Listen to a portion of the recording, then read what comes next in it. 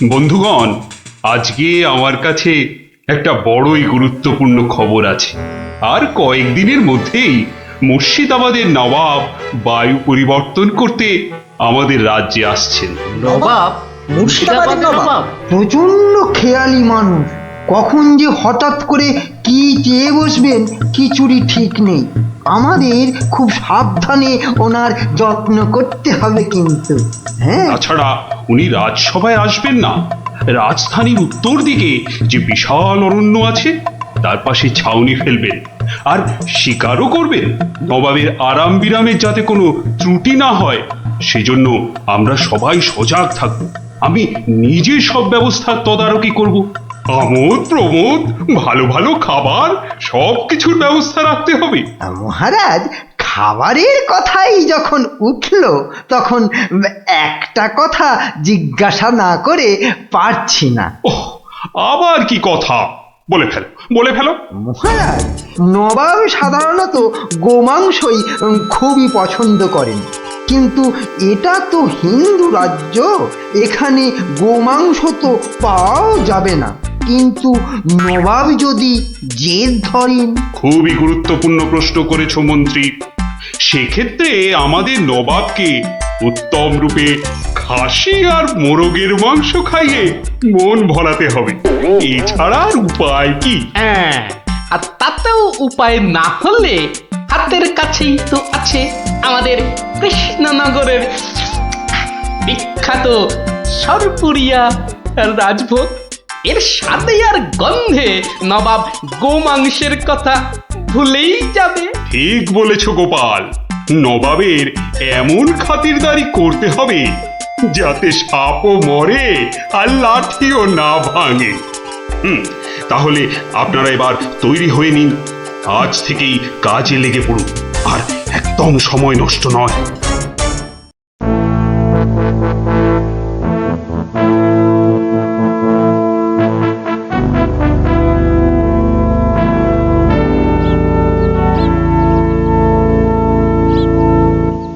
বাহ, বহুত খুব, বড়ই জবরদস্ত চিজ।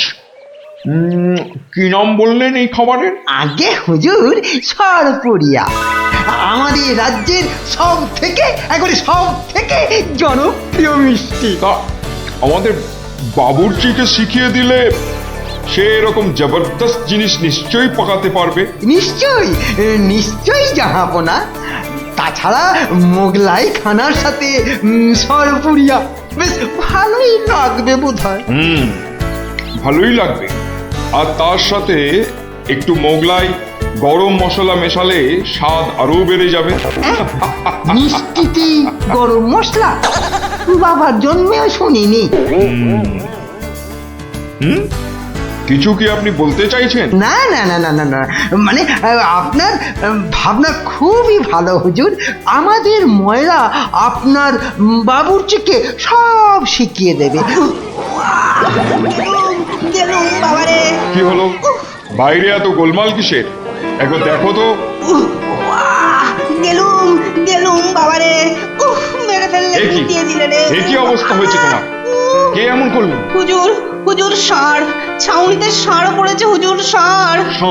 ষাঁড় এলো কোত্থেকে? কিচ্ছু বুঝতে পারছি না হুজুর, কোত্থেকে যেন এসে পড়েছে, পুরো শিবির একেবারে লন্ডভন্ড করে দিচ্ছে হুজুর। ওই যে শুনুন আবার ডাকছে। ব্যাপারটা একবার নিজের চোখে দেখতে হচ্ছে। এই তোমরা সব চলো তো, একবার দেখি। কোথায় কোথায় সেই বেয়াদব? আজকে আমি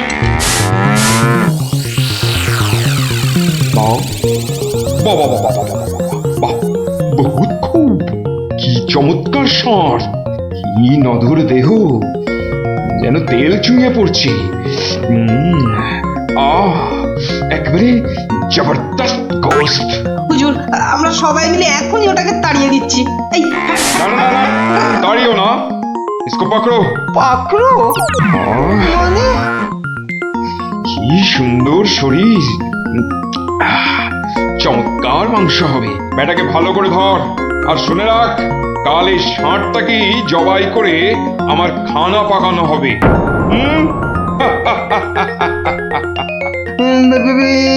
করেছে। এই যে মহারাজ কৃষ্ণচন্দ্রের পিতৃশ্রাদ্ধের বিসৎসর্গসার এবার নবাবের কবলে পড়েছে। ওর আর রক্ষে নেই। যাই তাড়াতাড়ি রাজসভায় যেতে হবে।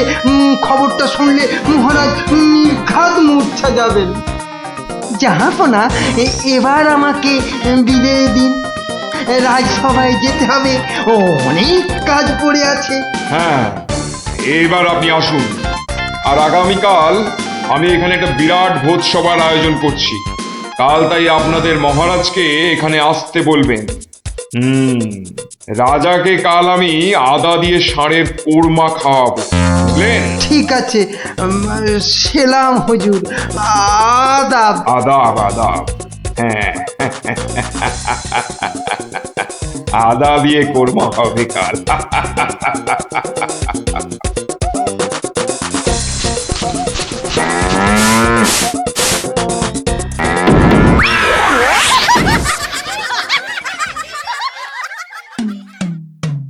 একই কথা শোনালে মহামন্ত্রী, এ আমি কি চরম ধর্ম সংকটে পড়লাম।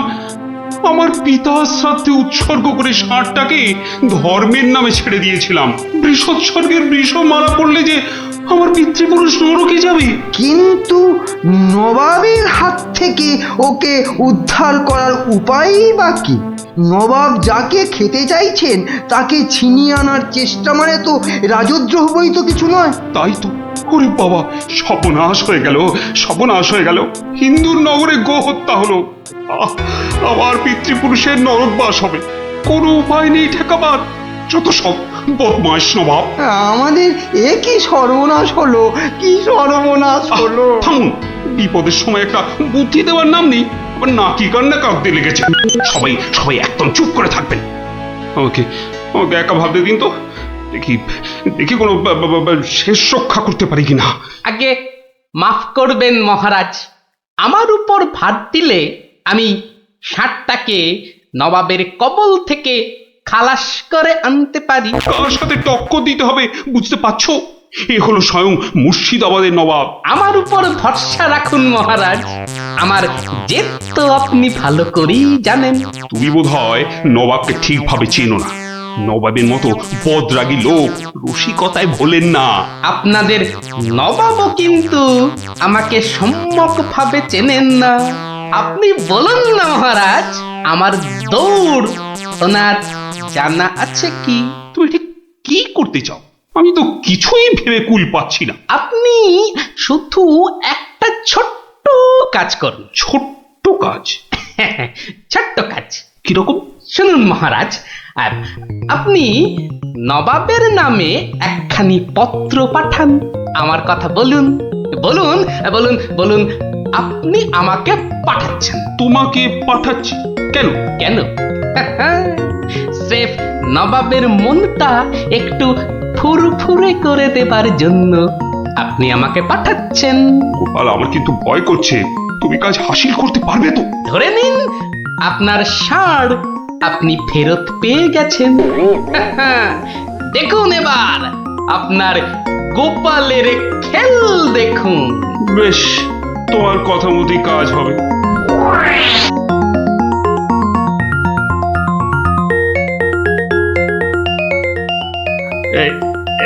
এই আমি চিঠি লিখে দিচ্ছি। প্রণাম মহারাজ, এই চললাম আমি ষাঁড় উদ্ধার অভিযানে।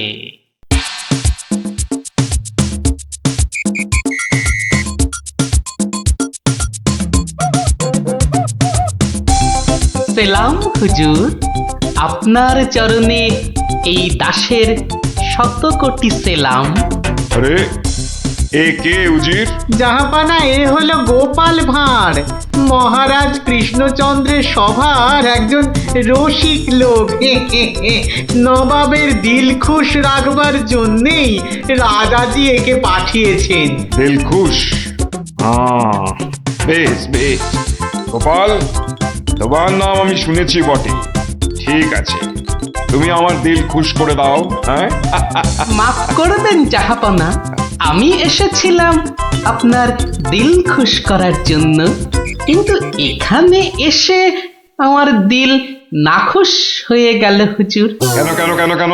আমি একটা বিচ্ছিরি দৃশ্য দেখতে পেয়েছি এখানে। ইস, ছ্যা, ছ্যা, ছ্যা, ছ্যা, ছ্যা, ছ্যা, থু, থু, থু, থু, থু, থু। কি দৃশ্য তুমি দেখলে যে এত নফরত? হুজুর, ওই নোংরা সাপটা কেন আপনার পবিত্র শিবিরে বেঁধে রেখেছেন জাহাপনা? নোংরা বলছো কেন? বেশ তাগড়াই আছে, ভালো গোস্ত হবে। হ্যাঁ হুজুর, খেয়ে ফেলুন, খেয়ে ফেলুন, যত তাড়াতাড়ি পারেন সাপটাকে খেয়ে ফেলুন। তুমি হিন্দু হয়ে ষাঁড় খাওয়ার কথা বলছো? হুজুর, ওই সাপটা বড়ই নোংরা। ও যা উৎপাত করে, গোটা দেশের লোক ওর জ্বালায় একেবারে অস্থির হয়ে যায় হুজুর। কে উৎপাত করে? গুটিয়ে দেয়? না হুজুর, তাহলে তো ল্যাটা চুকেই যেত। কিন্তু ওই সার যা করে, এই ও আমি মুখে আনতে পারবো না হুজুর।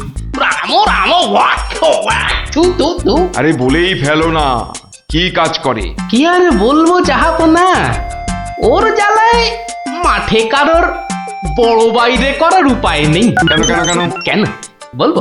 বলেই ফেলি। হ্যাঁ, মানে ও মল ভিন্ন, মানে ওই ওই নোংরা ভিন্ন আর কি।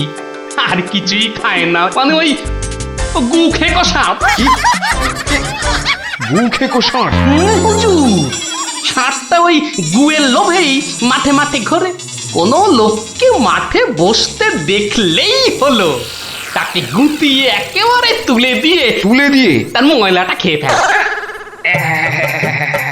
ছি ছি ছি, ছ্যা, ছ্যা, ছ্যা, ছ্যা, ছ্যা, ছ্যা। হ্যাঁ জাহাপনা, ওকে আপনি ওই যত তাড়াতাড়ি খেয়ে ফেলুন। হ্যাঁ, ওকে আপনি যত তাড়াতাড়ি খাবেন ততই আমাদের মঙ্গল। এই, দেশের লোক নিশ্চিন্ত হয়ে মাঠে বসুক। তবা তবা তবা তবা, এই ষাঁড়ের মাংস আমি খেতে চেয়েছিলাম। আপনি কি অসুস্থ বোধ করছেন জাহাপনা? না না না না না, মানে মানে ঠিক আছে ঠিক আছে। এই এই এই ষাঁড়টাকে এক্ষুনি বিদায় কর। হুজুর, ষাঁড়টার শরীর স্বাস্থ্য ভালোই, বেশ এই উপাদেয় মাংস হতো হুজুর। না হয় একটু ওই মলি খায় আর কি। না না না না, ওকে দূর করো দূর করো। আর উজি, এক্ষুনি আমার মুর্শিদাবাদ ফেরার ব্যবস্থা করো, এক্ষুনি এক্ষুনি। জো হুকুম তবা, তবা। জাহাপানা। হুজুরের যেমন মরছি। আমি আসছি হুজুর, আদাব। হাট হাট, ওর দড়ি খুলে দে, যা যা যা যা।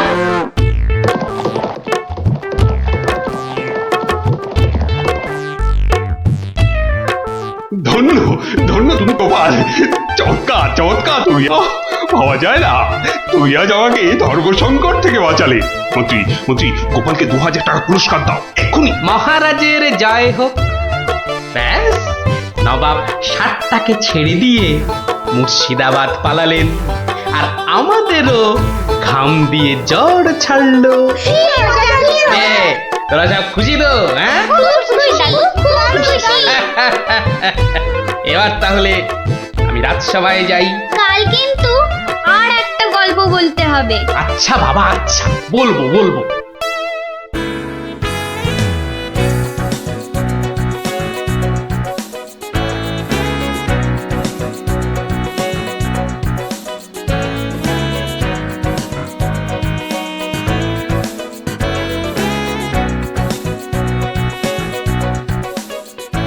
আমার অত দম নেই যে পুকুরের ওই পারে যাব। তুই তাহলে ঘাট ধরেই কাট, আমি ওই পাড়ের থেকে সাঁতারটা কেটেই আসি। গুলটে গুলটে, ওই দেখ পুঁটি আসছে। ভালোই হলো, পুটির সঙ্গে তাহলে সাঁতারের একটা রেস হয়ে যাবে। না রে, সঙ্গে ওর ভাই দুটো আছে। তাতে কি? ওর ভাই দুটোকে তো চিনিস না, ঠিক বাড়িতে গিয়ে বলে দেবে পুঁটি পুকুরের ওই পারে গেছে। ওর ভাই দুটোকে একদিন এমনটাই দেবো না। কি রে, কাকে টাইট দিবি? ওর মাথার স্ক্রু গুলো রে। দিদি, গুলটে দাদার সঙ্গে সাঁতারে রেস দিবি না কিন্তু। দিলে কিন্তু বাবাকে বলে দেবো। এই, তোরা ওকে ভয় দেখাচ্ছিস নাকি? আহ, থাম তো তোরা। কি পুকুরের মাঝখানে একটা কি ভেসে আছে না? ঢিল ছুড়বো? ছড়া ছড়ো। একটু রে, ও তো গোপাল দাদু। হ্যাঁ রে, একটু দম বাড়ানোর ব্যায়াম করছিলাম। গোপাল দাদুকে যখন পেয়েছি তখন আর গল্প না শুনে চান করছি না। হ্যাঁ, ভেজা গায়ে গল্প শোনাতে বসে সর্দি লাগাই আর কি। তাহলে কখন শোনাবে? বিকেলে বিকেলে। বিকেলে গল্প, বিকেলে গল্প, দারুণ মজা হবে।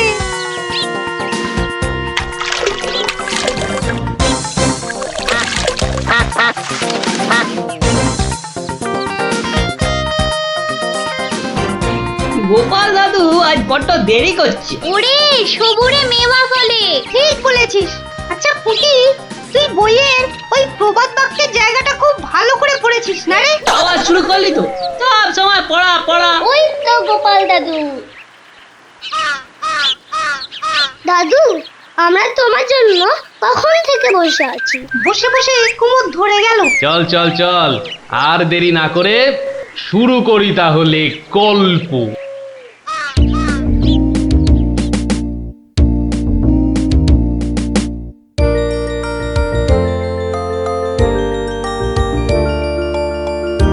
আজ বেশ চমৎকার হাওয়া দিচ্ছে। সত্যি তাই আমার বেশ খিদে খিদে খিদে খিদে খিদে খিদে পাচ্ছে। তোমার সব সময় খাই খাই। তাহলে আমি এখন যাই। এই গাছের তলায় একটু দাঁড়াই। আমি বরং গাছের বাঁদরটাকে তাড়াই। হ্যাঁ, এই তোমার উচিত কাজ। আজ দারুণ হয়েছে আপনার সাজ। তখন থেকে দেখছি তোমার ছন্দের পুকুট। এই যা, বাঁদরটা নিয়ে গেল আপনার মুকুট। এবার কি হবে? আমার আমার মুকুট নিয়ে এসো, যেভাবে পারো। এই এই দে দে মহারাজের মুকুট, দে দে বলছি। কি কি মন্ত্রী, এই যে ভয়ানক দুষ্টু বাঁদর। ওহ, এভাবে হবে না মহারাজ, ওকে বন্ধুর মতো করে বোঝাতে হবে। আমার তো কখনো বাঁদর বন্ধু ছিল না, কি করে বোঝাবো? আচ্ছা, আমি বোঝাচ্ছি। ওরে ওরে পুচু মুচু কচু, বাবাটা বাবাটা সোনাটা মনটাটা, আমার মনটাটা, আমার পুকুটা মুকুটা দিয়ে দাও সোনা মানা, দাও মানা, দাও দাও মানা সোনা দাও।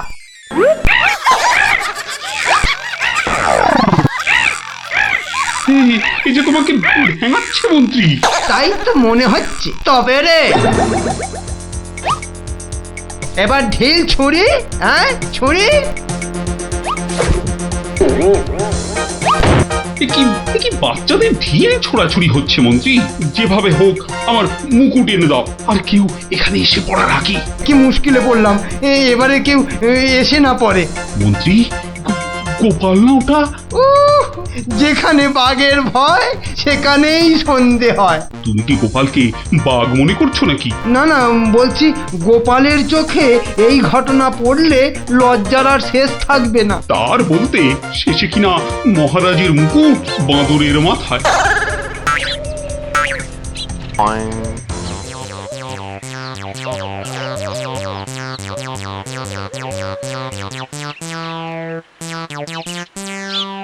একই মহারাজ, লুকোচ্ছেন কেন? আহা, মন্ত্রী মশাই, আপনি আবার গাছে উঠছেন কেন? কি হয়েছে? ওহো, এই কাণ্ড। এতে লজ্জার কি আছে মহারাজ? যতই হোক বাঁদরটাই হচ্ছে মানুষের পূর্বপুরুষ। এত বকবক না করে বাঁদরটার মাথা থেকে মুকুটটা নিয়ে এসো দেখি। সে তো আনবই মহারাজ, তবে আপনার মতো গাছে উঠে নয়। এই, আমার মাথার পাগড়ি টান দিচ্ছ কেন? আরে মুখটা বন্ধ রেখে দেখে যান না মশাই। গোপাল, এটা কিন্তু বাড়াবাড়ি হয়ে যাচ্ছে বলে দিচ্ছি। বাড়াবাড়ি নয়, বরং হচ্ছে বাঁদরের সঙ্গে মুকুটের ছাড়াছাড়ি। মহারাজ, আপনার মুকুট। আসি মহারাজ, এবার মাথায় মুকুট পরে বাইরে বেরোলে দয়া করে হাত দিয়ে ধরে রাখবেন। মন্ত্রী মশাই, আপনি বরং একটা দড়ি দিয়ে পাগড়িটা বেঁধে রাখবেন, কেমন? আসি।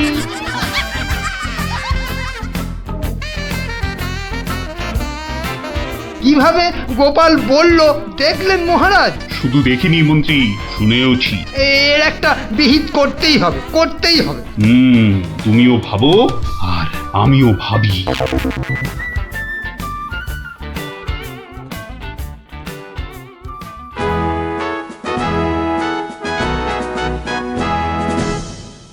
আমি ভাবছি একটা কথা। কি কথা মহারাজ?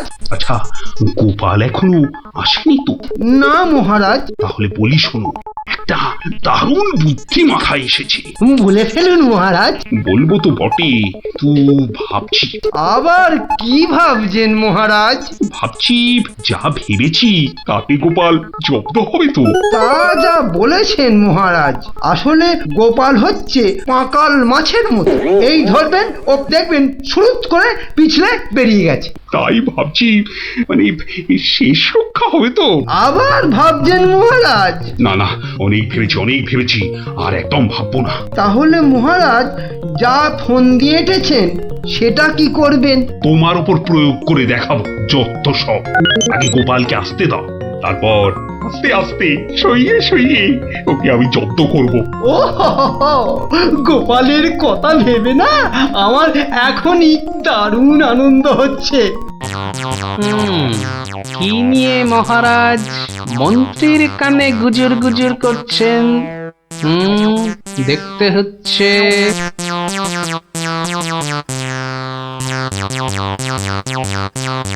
মহারাজ, গোপাল আসছে। আরে আসুন গোপাল বাবু। জানতাম কোন ফোন দিয়েছে। দেখা যাক। একি মহারাজ, আমার মতো অধমকে কি বাবু বলাটা ঠিক হলো মহারাজ? বুদ্ধিতে তুমি শ্রেষ্ঠ, তাই তোমাকে বাবু না বললে অপমান করা হয় নাকি?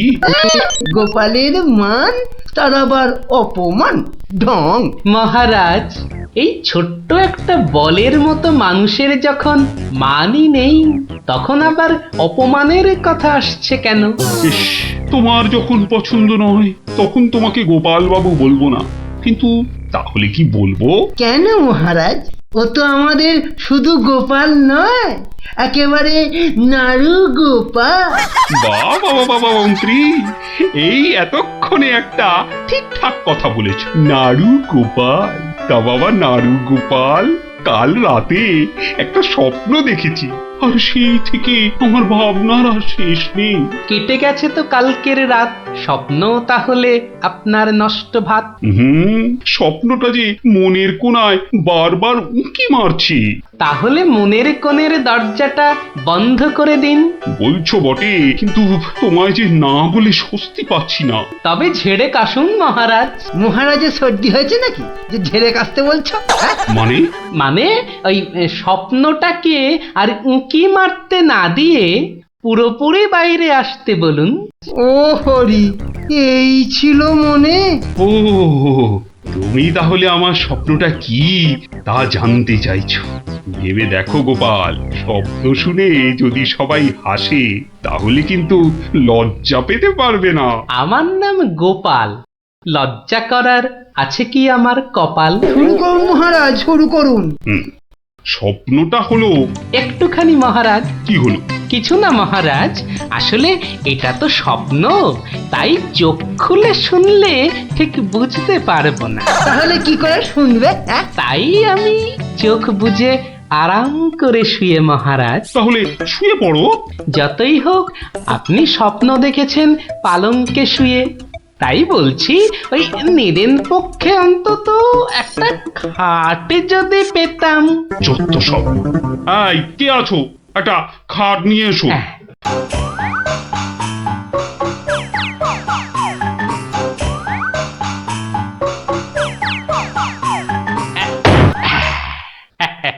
এই তো, এইবার একটু আরাম করে শুই। এইবার বলুন মহারাজ। আমি আর তুমি একটা সরু পথ দিয়ে হাঁটছি। মহারাজ এক মিনিট। কতটা সরু মহারাজ? ওই মন্ত্রী মশাইয়ের শরীরের মতো নাকি? উপা, কথা বলো না, স্বপ্নের ঘোরটা কেটে যাবে। ঠিক আছে, বলুন। পথে দুধারে দুই দিকে। আচ্ছা। তারপরে ঘটলো এক বিচ্ছিরি ঘটনা। যা। গোপাল, কথা বলো না, স্বপ্নটা ভেঙে যাবে। বলুন মহারাজ। ব্যাস,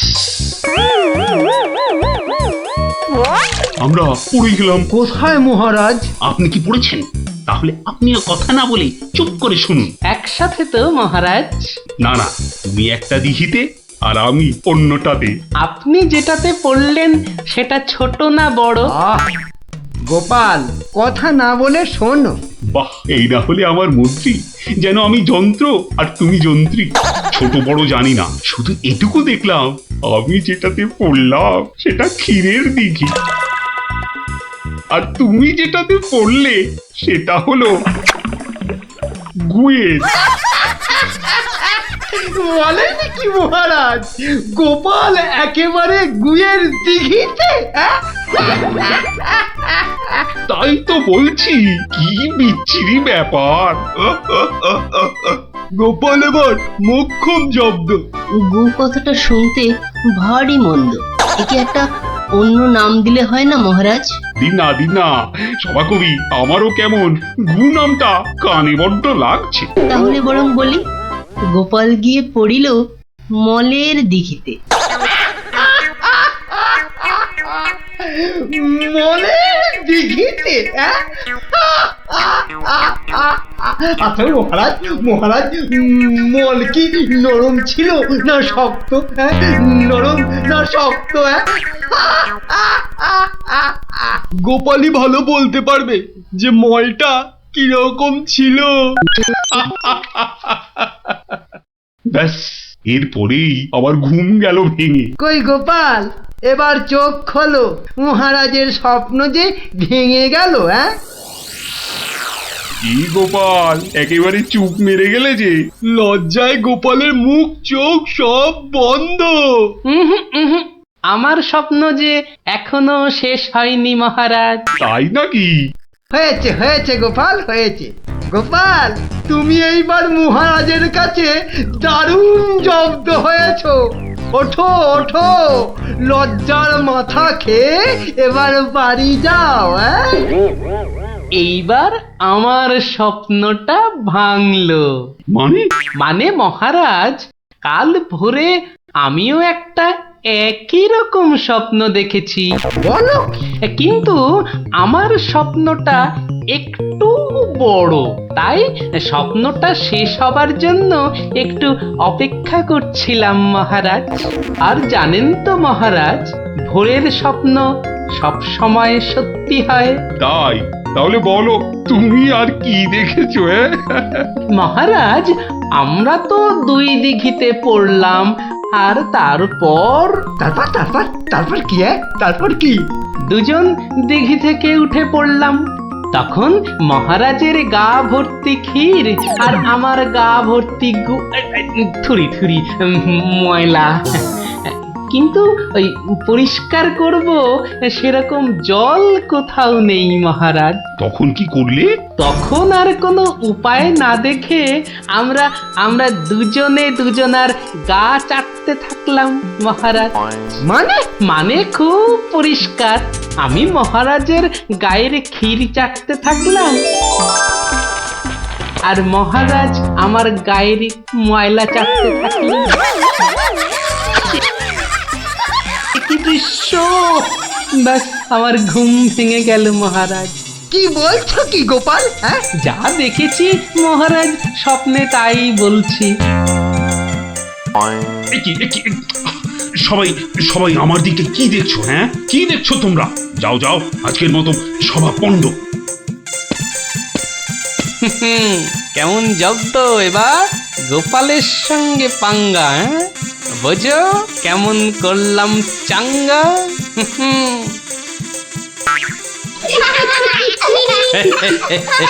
এই জন্য বলি, করতে গেলে ফাইট হতে হবে টাইট, বুঝলি? সত্যি গোপাল দাদু, তোমার জবাব নেই। আর একটা হবে নাকি দাদু? দিনে একটাই গল্প যথেষ্ট, আর নয়। তাই তো বলি গোপাল দাদু, আর তার গল্প শুনতে হবে অল্প শোনো। এই তো, আমার গল্প শুনে শুনে দেখছি তোদেরও বুদ্ধিও খোলতাই হচ্ছে।